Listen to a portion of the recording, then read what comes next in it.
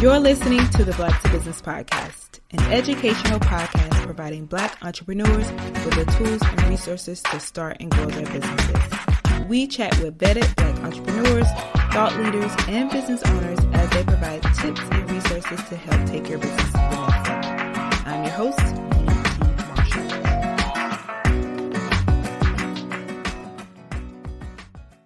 Hey, welcome to the Black to Business Podcast. I'm your host, Monique T. Marshall, and today I'm here with another solo episode all about defining your own version of success. This topic has been on my mind for quite some time now because as entrepreneurs, we often find ourselves comparing our journeys to others, thinking that their version of success is the blueprint. But here's the truth. Everyone's journey is unique and success looks different for each and every one of us. So you might have faced the struggle of measuring up to external standards, questioning what success truly looks like for you. Or maybe you haven't given it much thought at all. Well, you are not alone because today we're going to navigate through this together, providing you with some tips, insights, and real talk about what it means to define success on your own terms. And you know, this whole idea really hit me recently when someone asked me about my definition of success and when I think I'll reach it.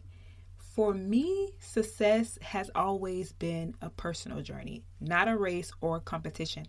And I honestly don't really think I'm competitive. I work towards what I want, and I truly believe that what's meant for me will find its way. And there's this running joke in my group of friends where it's like, they say I actually live under a rock. I only know what I need to know, and that's on purpose because I have blinders on. I am focused on my goals and what my version of success is.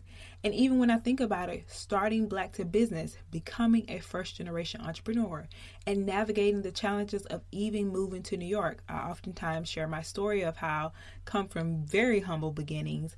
And also, I moved to New York with less than $1,000, and I've been here 10 years later. And this is the city they say, if you can make it here, you can make it anywhere. And I've been able to launch into my dreams of Black to Business full time. So that's my version of success. And today I want to help you define yours. And of course, things are always changing, but in my eyes, I am successful. So in this episode today, we're going to explore how societal notions influence our understanding of success, how we've been taught to define it, and most importantly, how to carve out your own success story. So stick with me and let's redefine success together. All right, let's dive deeper into the societal constructs that often dictate our understanding of success. So in our culture, especially the Black culture, success is commonly measured by external indicators. The shiny cars, the big house, the impressive job title. These external markers are like signposts, seemingly pointing us towards the road to success. However, the question we must ponder is, do these conventional markers truly lead to fulfillment? Ask yourself, does this lead to success? Am I fulfilled? So consider this.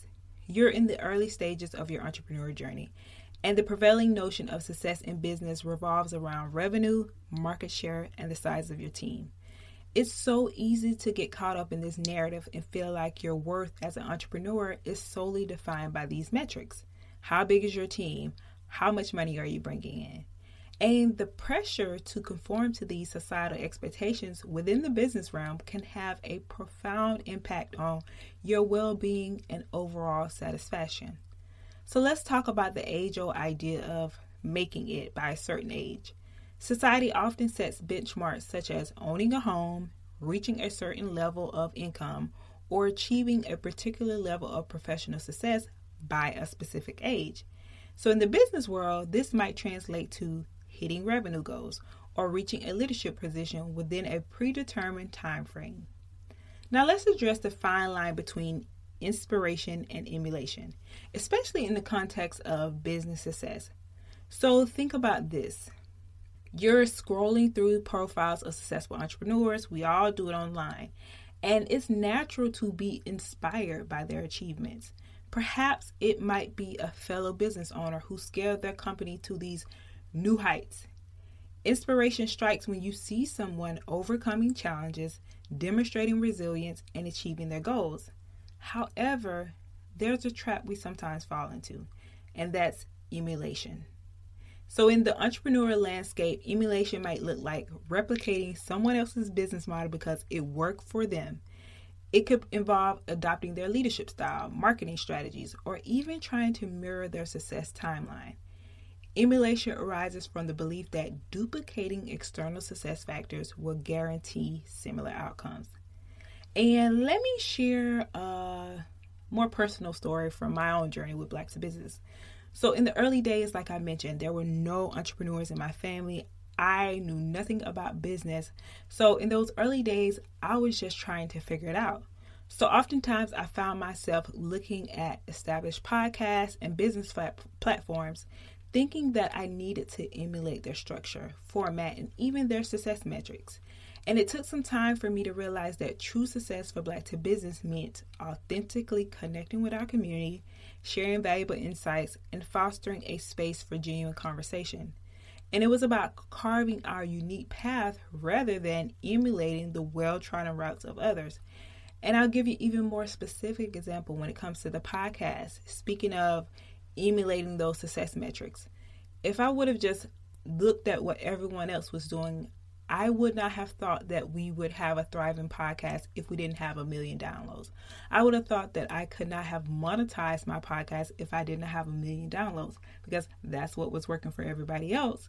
And it wasn't until I had blinders on and I began to focus on the value that we provided that I really saw, okay, I am my own metrics of success. I'm going to try to do better than I did last month. And I think I might have shared this before on the podcast. So in 2022, we were recognized by Apple, Wondery Media, and Spotify. And the funny thing is, the year before we were recognized, so I think more specifically with Apple, it was during Black History Month. So that year before was I decided we wanted to come back and do a weekly podcast. And also there was the time that I decided I don't want to listen to anybody else's podcast. So I was not listening to anybody else's podcast. I think it was at least almost a year that I didn't listen to anyone else's podcast. I had blinders on. I'm like, I'm going to see if I could do it my way. And I did. And that next year is when we were recognized by Apple, by Spotify, by Wondery Media. So ever since then, I was really living under a rock and measuring my own success by how I had did in the past. So I share that to say it really works when you look at what's working for you and understanding that your path is unique. So giving you and dissecting these examples, we're not only acknowledging the prevalent societal norms, but also recognizing how they manifest in the intricate landscape of entrepreneurship. Success in business should be defined by more than just external markers. It's about finding fulfillment, making a meaningful impact, and embracing your authentic journey. Now let's dive into how our educational and cultural backgrounds deeply influence how we define success, especially for those of us who are first generation or new entrepreneurs doing this for the first time. This is crucial. So the impact of these influences can be profound. You might not think it is, but it is, shaping our views in ways that we might not even realize. So think about this scenario. You're the first one in your family to go on this entrepreneurial journey. Growing up, like me, there aren't many examples of individuals starting and running their own businesses. So the traditional notion of success might have been closely tied to stable careers or professions that were more familiar within your community. In my own journey as a first generation entrepreneurs, I encountered challenges that stem from the lack of representation and oftentimes mentorship. Like, I didn't have mentors. I didn't have business mentors either. So for me, it was about finding people online, reading a lot of books. So for you, imagine if you're excited about stepping into this world of business. You have your passion, you have your vision. However, there's the huge absence of role models who have walked a similar path. And this absence not only creates a sense of isolation, but it also influences how we perceive our success. So for me personally, growing up, not having many entrepreneurs in my family or a network of business-minded individuals The idea of success for me was tied to traditional career paths. It meant stability, a steady income, and recognition within these established fields. So I didn't even know entrepreneurship was a possibility for me, honestly, until college. And that's when I realized that this is what I've been wanting to do this entire time. Like, I'd seen my hairstylist, local hairstylist, and the barbershop owner doing their own thing and not reporting to anyone, but I didn't know that that was entrepreneurship.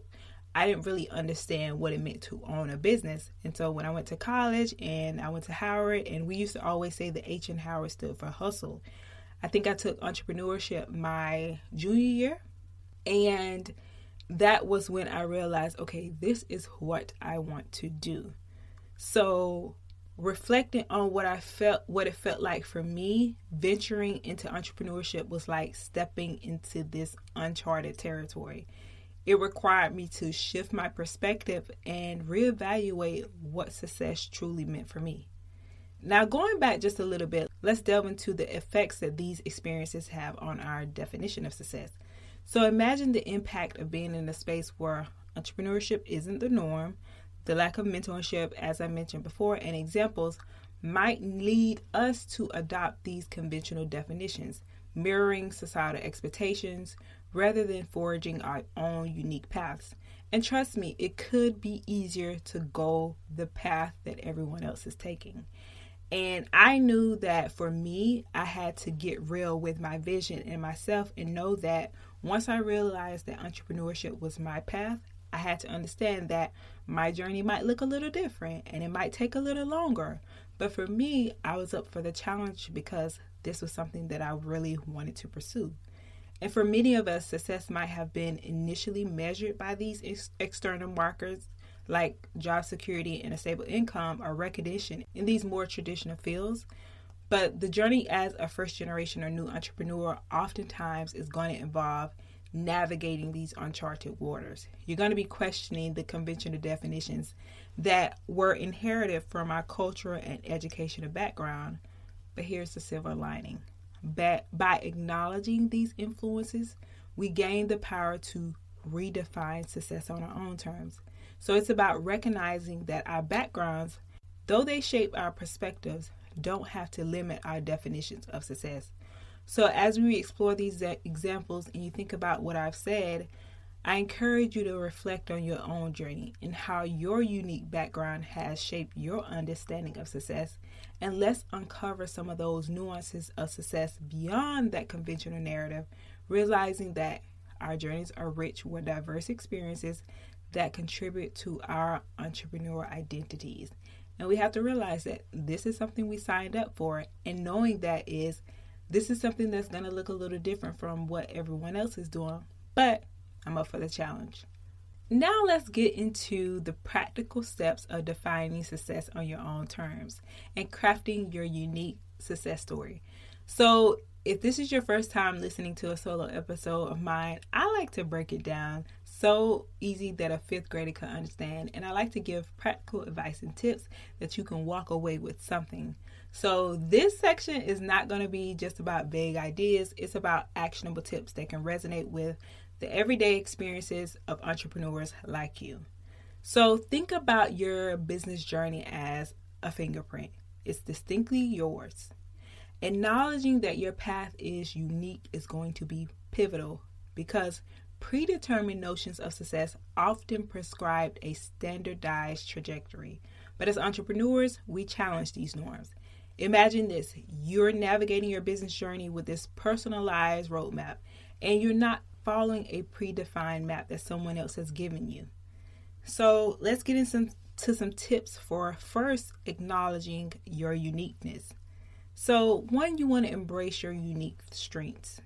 Identify and celebrate the distinctive qualities that set you apart in your industry.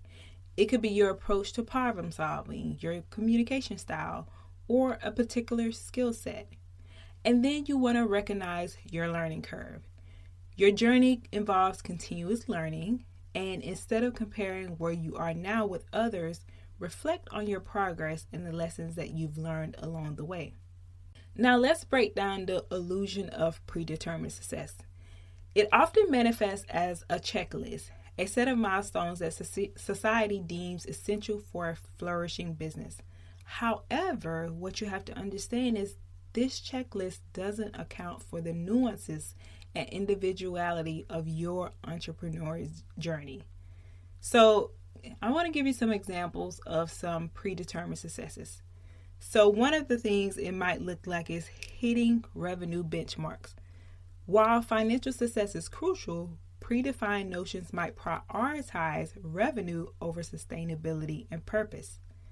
Another example might be rapid growth expectations. The belief that success requires exponential growth can overshadow the importance of steady, intentional progress. And one of the things I always like to say, and I know for sure that it's true, is you have to lay a brick every day. I'm so happy that I got to learn things along the way, and this has been a marathon for me and not a sprint. So, rapid growth expectations, no. Another way that predetermined success might show up is conforming to industry norms. Success in your field might be narrowly defined by industry standards, limiting the creative approaches. So here's some tips for breaking free from these predetermined notions. 1. Set your benchmarks. Identify key performance indicators aligned with your business values. Success is more than just numbers. It's about achieving what matters to you most. And then 2, embrace sustainable growth. Instead of chasing rapid expansion, focus on building a solid foundation. Sustainable growth ensures longevity and resilience. Remember, lay a brick every day. So now let's get into crafting your narrative with intention. So, success is not a random occurrence. It's a narrative crafted with intention. And this involves envisioning your business story and actively shaping it. You have a hand in your success. I want you to remember that. So consider this. You're not merely reacting to circumstances, but proactively scripting your entrepreneurial journey. So here are some examples of crafting your narrative. Building a purpose-driven brand.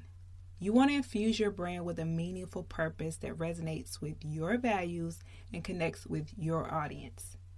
Another example might look like adapting to challenges. Rather than viewing challenges as setbacks, frame them as pivotal plotting points in your narrative. Adaptability becomes a powerful chapter in your story. So now let's break it down even further. Some tips for crafting your narrative. 1, you want to define your business values. So clearly articulate the values that drive your business. These values will guide your decision making and narrative. 2, you want to pivot your purpose. When faced with challenges or opportunities, assess them in alignment with your narrative. Do these things line up? Does it contribute to the story that you want to tell? So when it comes to some examples of inspiration, I say draw inspiration from real life situations. So consider or think about an entrepreneur who redefined success by prioritizing work-life balance over constant hustle. Another might have crafted a narrative centered on community impact rather than sheer profit. So look at examples that are like what you want. Again, inspiration is okay, emulation is not.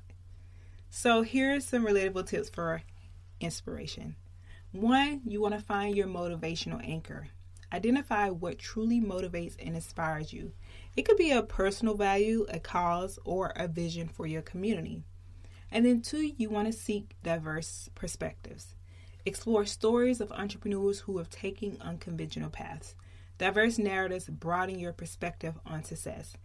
And I think about the early days of when I started Black to Business. Honestly, going back to the fact that I had no examples of entrepreneurs, I had no mentors, and I remember when I was younger, I used to read a lot of books. And that's how I knew that there was a world outside of my small town. That's how I knew that although I was in humble beginnings, I felt like it was possible for me to achieve success because I would read stories for successful people who looked like me and they had similar beginnings as me. And I'm like, if they can do it, I can do it. And the same thing when it came to business. I looked at people who were starting with maybe minimal resources like I did, and I saw and I followed their story of success, and I was inspired by it. So a lot of the early days in Black to Business, especially when we started with the blog and our early entrepreneurial podcast episodes, they're really with me asking them questions about their journey to their success, because I'm such an inquisitive person. I would sit there and ask you questions all day about how'd you do this? How'd you do that? But it's because I know it's important to explore the stories of those who have taking those unconventional paths, or those who have a similar background as me, and it lets me know that it's possible. So remember, for you, your success story is a dynamic, evolving masterpiece. So as you embrace your journey's uniqueness, challenge predetermined notions, and craft your narrative with intention, you're not just defining success, you are living it. Okay, now that we've explored the art of crafting your unique story, let's dive into an essential aspect that often gets overshadowed by numbers: measuring success beyond the balance sheet. So imagine your business journey as a roadmap where success isn't just a destination, but a dynamic landscape. Numbers are crucial, don't get me wrong, but success is more than hitting revenue targets. So now I want you to shift your focus to the qualitative side of success that adds substance to your entrepreneurial narrative. So think about it like this. While metrics like revenue and profit are essential indicators, relying solely on them is like navigating with one tool in your toolbox. So I want to talk about why the quantitative toolkit, while it's valuable, it has its limitations. So think about your quantitative metrics: revenue, profit margins, and other financial markers as snapshots. They capture a moment in your business journey, but they might miss the dynamic and evolving nature of your success story. So now think beyond the snapshot to the real world impact your business creates. Success isn't just about hitting financial goals. It's about the meaningful imprint that you leave on your customers, community, and industry. And I always say, you need money to make money. I get it, but that's not all. So consider the satisfaction derived from your work beyond monetary gains. How often do you wake up excited about a project or find genuine joy in the creative process? Personal satisfaction is a qualitative marker often overlooked in the pursuit of numerical achievements. So reflect on the impact your business has beyond profit. Are you making a positive difference in your community or industry? Success is amplified when it extends beyond your bottom line to touch the lives of others. And that leads me to my next point. Let's talk about the ultimate measure: fulfillment. Beyond the balance sheet, success involves finding purpose and satisfaction in your entrepreneurial journey. Can you envision running your business not just for financial gain, but for genuine joy and fulfillment? So let's get into some practical tips for identifying and appreciating non-monetary markers of success. These are the elements that add depth and meaning to your entrepreneurial experience. So think about moments when you felt genuinely satisfied with your work. What were the circumstances? These instances hold so much valuable clues about what brings you joy in your business beyond financial achievements. Or think about the broader impact your business has on a community or industry. How are you contributing positively? By acknowledging and evaluating this impact, you tapped into a qualitative marker of success that transcends financial metrics. So explore aspects of your work that bring a sense of purpose, whether it's the creative process, problem solving, or building meaningful connections. These contribute to the fulfillment aspect of your journey. And for me, I love the problem solving aspect of this journey. I love the fact that I get people who say that they look at Black to Business podcast or some of the resources that we offer as a curriculum because maybe they didn't take this class in college or in school. That is what gives me fulfillment, to know that I'm making an impact and we're solving a problem that most people would be confused about how to start a business, but they look to us to help them with that journey. So success isn't confined to profit margins, it's multidimensional, and embrace this holistic view that appreciates the entirety of your entrepreneurial journey, acknowledging both quantitative achievements and qualitative richness. So I think about, in a world fixated on numbers, navigating challenges to measure success beyond metrics demands intentional effort. Like, you have to really be intentional about the fact that it's not just about the money, it's about other things as well. So imagine if you're confidently articulating the qualitative achievements of your business, showcasing the depth that goes beyond numerical data. The goal isn't, of course, to disregard quantitative success, but to strike a healthy balance. Numbers provide insights, but when combined with qualitative dimensions, they offer a more comprehensive view of your success. It's about integrating both for a richer narrative. So before I go into my next point, remember that success in its essence goes beyond financial benchmarks.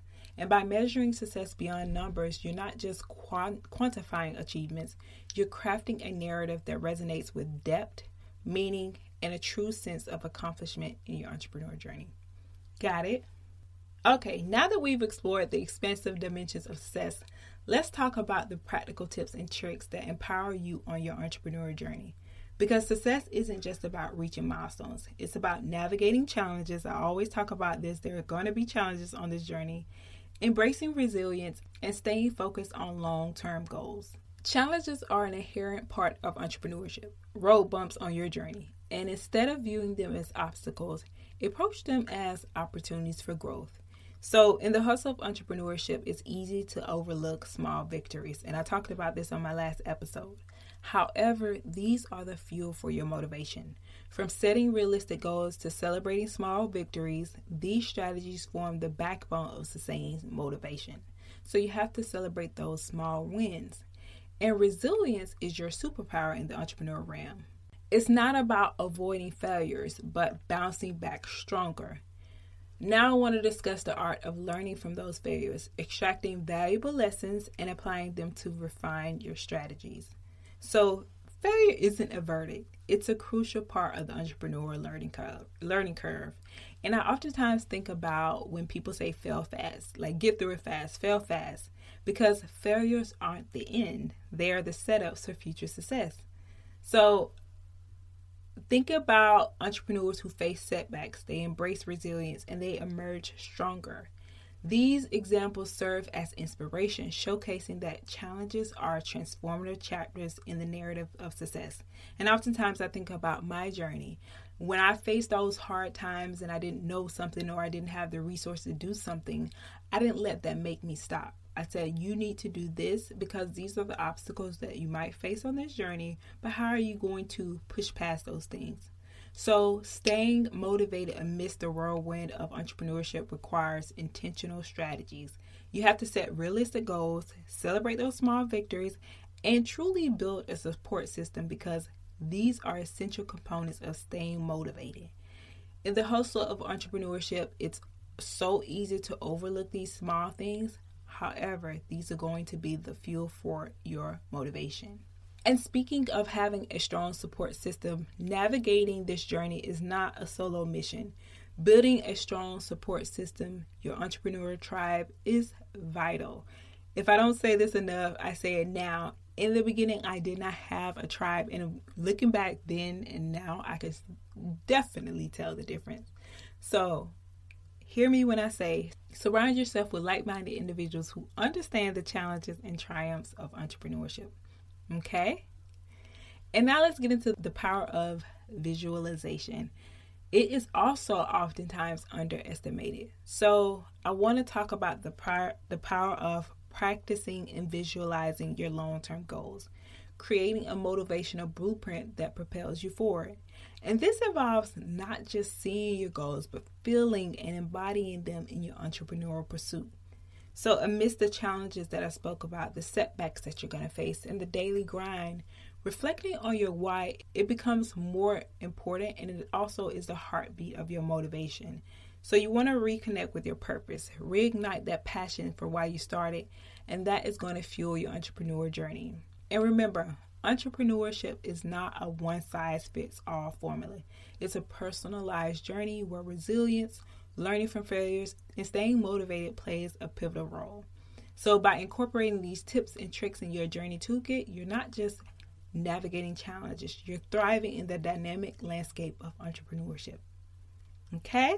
So, all right, we have covered some ground today, diving into the whole idea of defining success on your own terms. So let's do a quick recap. We kicked it off by talking about societal expectations, those external pressures that sometimes mess with our heads. And then we delved into the educational and cultural factors, especially for us first generation new entrepreneurs navigating a landscape with not many examples to follow. But here's where it gets good. We also spent a lot of time dissecting the power of defining success your own way. Autonomy, authenticity, it's like the secret sauce, right? And then we took off this obsession with numbers. Measuring success is more than just about dollar signs. It's about satisfaction, impact, and fulfillment. And finally, we wrapped it up with some tips for you to keep your entrepreneurial spirit alive and kicking. And now I can't leave this episode without thanking you so much for hanging out with me today. And I want to hear from you. So share your thoughts, your stories, and let's keep the conversation going on Instagram at Black to Business. I look forward to catching up with you again next week. Same time, same place. Until then, keep pushing the culture forward.